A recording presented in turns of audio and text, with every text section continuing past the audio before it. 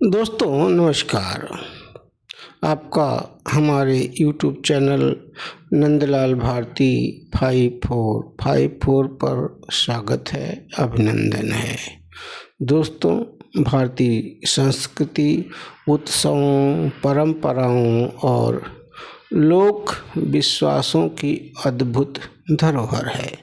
ये परंपराएं हमें जोड़ती हैं, हमारी पहचान बनाती हैं और सामाजिक एकता को मजबूत करती हैं। किंतु क्या हर परंपरा केवल इसलिए सही हो जाती है क्योंकि वह सदियों पुरानी है? क्या हमारी आस्था हमेशा न्यायपूर्ण होती है? और क्या किसी कथा या विश्वास के पीछे छिपे ऐतिहासिक, सामाजिक या मानवीय पक्ष पर विचार करना अधर्म है? होलिका दहन एक ऐसा पर्व जिसे हम बुराई पर अच्छाई की विजय के प्रतीक के रूप में मनाते हैं, परंतु क्या हमने कभी यह जानने का प्रयास किया है कि जिस स्त्री का दहन किया जाता है, क्या वह वास्तव में अपराधी थी या किसी सत्ता, संघर्ष, षड्यंत्र या पितृ सत्तात्मक सोच की शिकार थी? आज का यह आलेख वाचन केवल आस्था को चुनौती देने का नहीं है, बल्कि सोच को बदलने एवं विस्तृत करने का एक प्रयास है। यह एक विषय एक ऐसा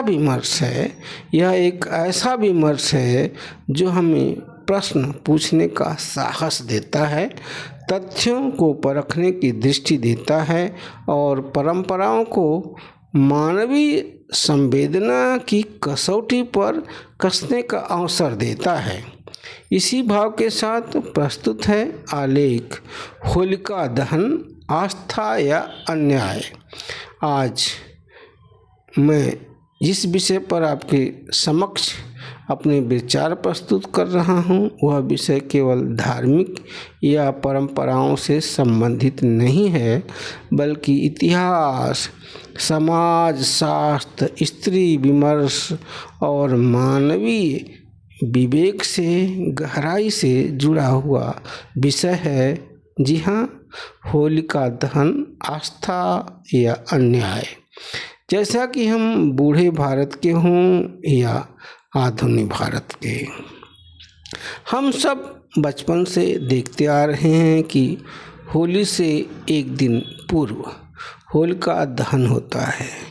हमें बताया गया था और आज भी वही बताया जाता है कि होलिका दहन बुराई पर अच्छाई की विजय का प्रतीक है।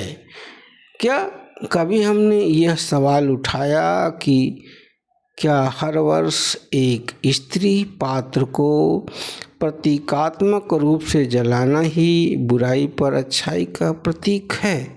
तो क्यों और कैसे और कब तक ये दहन जारी रहेगा?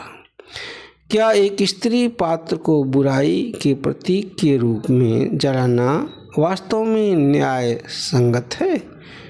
कब तक ऐसी बुराई को अच्छाई मानकर जश्न मनाया जाएगा?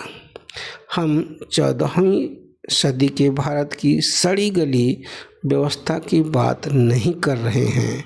क्या आधुनिक भारत में भी जब हम चांद पर पहुंचने लगे हैं, ऐसे विज्ञान के युग में, क्या किसी मानवतावादी स्त्री को पूज्य बनाने वाले आधुनिक सभ्य समाज को किसी स्त्री के प्रतीक को जलाकर उत्सव मनाना चाहिए?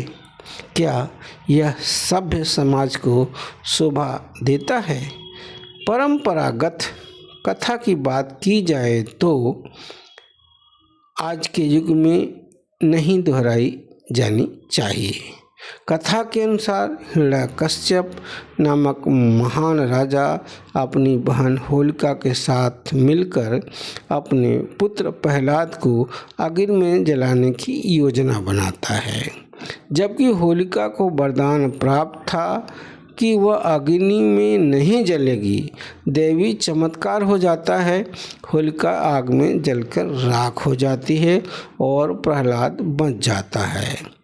और तब से हर साल होलिका का दहन किया जाता है, ऐसी मान्यता है।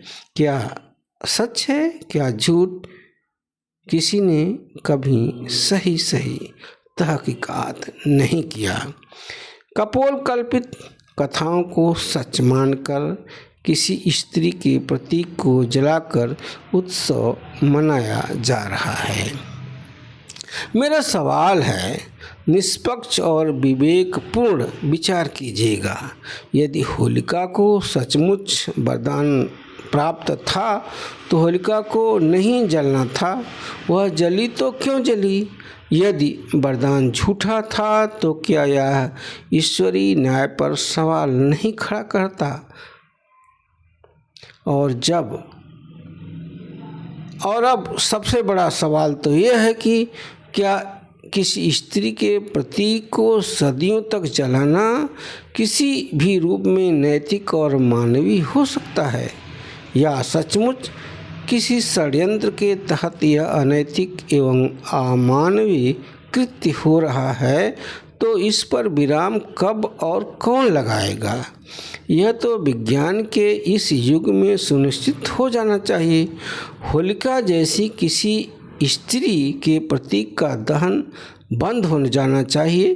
क्या होलिका दहन स्त्री विरोधी परंपरा का प्रतीक है? क्या यह धार्मिक धंधे का हिस्सा है?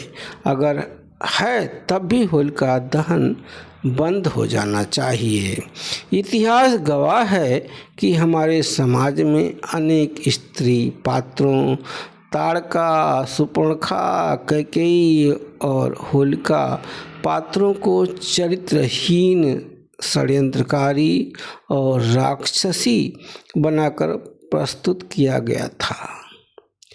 दुर्भाग्यवश 21वीं सदी में ऐसे प्रस्तुतिकरण हो रहे हैं। इतिहासकारों ने जब जब कोई स्त्री सत्ता के विरुद्ध खड़ी हुई है या स्वतंत्र सोच रखी है, तब उसे खलनायिका बनाकर प्रस्तुत कर दिया गया। होलिका भी इसी षड्यंत्र की शिकार सदियों से हो रही है। क्या यह एक स्त्री के सत्ता के विरुद्ध खड़ा होने की कभी खत्म न होने वाली सजा तो नहीं है?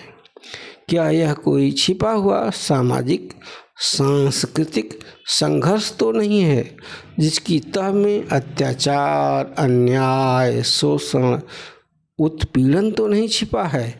कुछ इतिहास के जानकारों का मानना है कि होलिका संभवतः लोक संस्कृति, जनजातीय समाज या मात्र सत्तात्मक व्यवस्था की प्रतिनिधि रही। आक्रमणकारी आर्य ब्राह्मण सत्ता ने जब इन समाजों पर विजय पा लिया, तब लोक संस्कृति, जनजातीय समाज, मूल निवासी समाज के महानायकों को असुर, राक्षस, दानव और नायिकाओं को राक्षसी घोषित कर दिया। अंततः इतिहास को मिथक बनाकर मिथ्य को धर्म का अटल हिस्सा बना दिया गया। सवाल तो यह भी उठता है, इतिहास कौन लिखता है? सच्ची और बहुत गहरी बात है। इतिहास विजेता लिखता है, पराजित नहीं। पराजित लिखेगा भी तो जला दिया जाएगा, तहस नहस कर दिया जाएगा, नामो निशान मिटा दिया जाएगा। सच तो यही है, जीतने वाला ही नायक होता है। हारने वाला कितना भी बड़ा, महान, बलशाली, परमार्थी क्यों न रहा हो, भले ही छल या धोखेबाजी से हराया गया हो, पर खलनायक तो हारने वाला कहा जाता है। क्या यह नहीं लगता है कि होलिका एक विद्रोही स्त्री, जननेत्री, जननायिका थी या सामाजिक सुधारक, जिसे प्रभुत्ववादी सत्ता को चुनौती देने के कारण उसे राक्षसी घोषित कर जला दिया गया। आधुनिक भारत, जहां डिजिटल और एआई का बोलबाला बढ़ रहा है, क्या हम ऐसे विज्ञानवादी युग में वही गलती तो नहीं दोहरा रहे हैं? हर साल होलिका का पुतला जलाकर क्या हम अनजाने में अथवा धर्म की अफीम खाकर एक स्त्री को बार बार दंडित नहीं कर रहे? एक नायिका स्त्री को राक्षसी बनाकर कब तक और दहन होता रहेगा? धर्माधीशों की चेतना कब जागेगी? कब एक स्त्री पात्र का दहन बंद होगा? अगर सच के चश्मे से देखा जाए तो यह सामाजिक चेतना का उत्सव कहीं से नहीं लगता। यह ऐतिहासिक अन्याय की पुनरावृत्ति है। वक्त के बदलाव के साथ होलिका दहन को पुनर्भाषित किया जाना चाहिए। आधुनिक युग को देखते हुए अब समय आ गया है कि होलिका दहन को स्त्री दहन नहीं, बल्कि भ्रष्टाचार, अहंकार, अन्याय, अज्ञान, अमानुषता, घृणा, भेदभाव और क्रूरता के दहन के रूप में किया जाना चाहिए, न कि किसी स्त्री के प्रतीक के रूप में दहन होना चाहिए। यदि परंपराएं मानवता के विरुद्ध हो जाएं तो ऐसी ही परंपराओं को खत्म कर देना चाहिए अथवा पुनर्विचार और सुधार की कसौटी पर परखना चाहिए। परंतु यहाँ तो आदिम मानवता विरोधी परंपराएं, होलिका दहन और जातिवाद एवं अन्य मानवता विरोधी को फूंक फूंक कर प्राण प्रतिष्ठा की जा रही है। सच ही कहा गया है कि बिना विवेक की आस्था अंधश्रद्धा बन जाती है और विवेक बिना संवेदना के क्रूर हो जाता है। और कब तक अंधश्रद्धा के रथ पर सवार होकर क्रूरता मानवता की छाती पर किले ठोंकती रहेगी? विचार जरूर कीजिएगा। रंगोत्सव का त्यौहार मनाना चाहिए, पर किसी के अपमान का उत्सव तो मानवता विरोधी हो जाता है।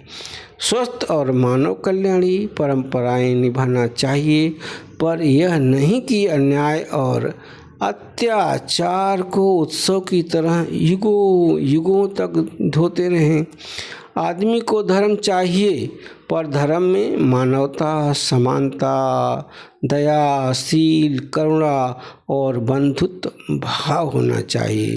अब होलिका का दहन स्त्री पात्र के प्रतीकात्मक रूप से नहीं जलाना चाहिए।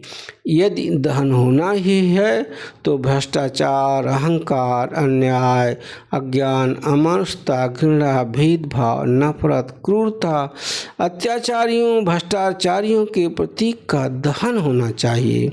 अब होली पर नफरत, अत्याचार, अन्याय, विषमता का नहीं, बल्कि संवेदना, विवेक और समानता का गुलाल उड़े और पिचकारियों से खुशी, समानता, सद्भावना और भाईचारे का रंग बरसे।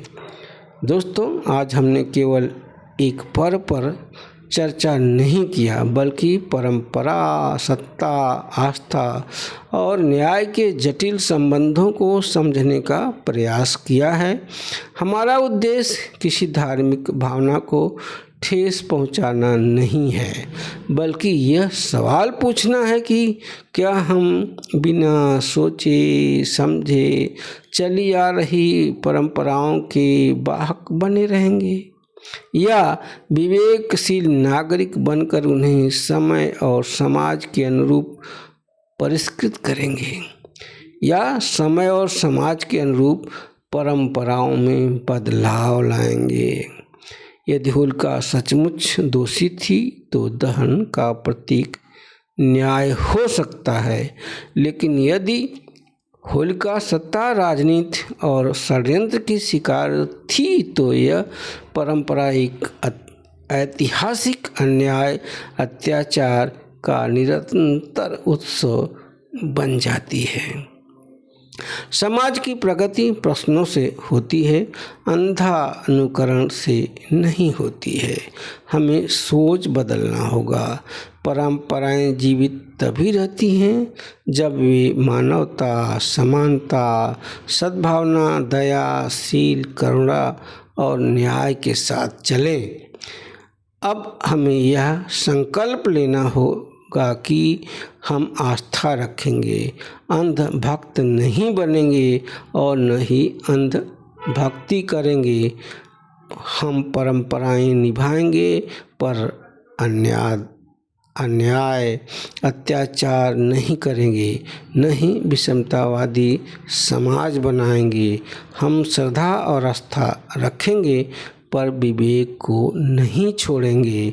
इन्हीं विचारों के साथ आप सभी का हार्दिक धन्यवाद।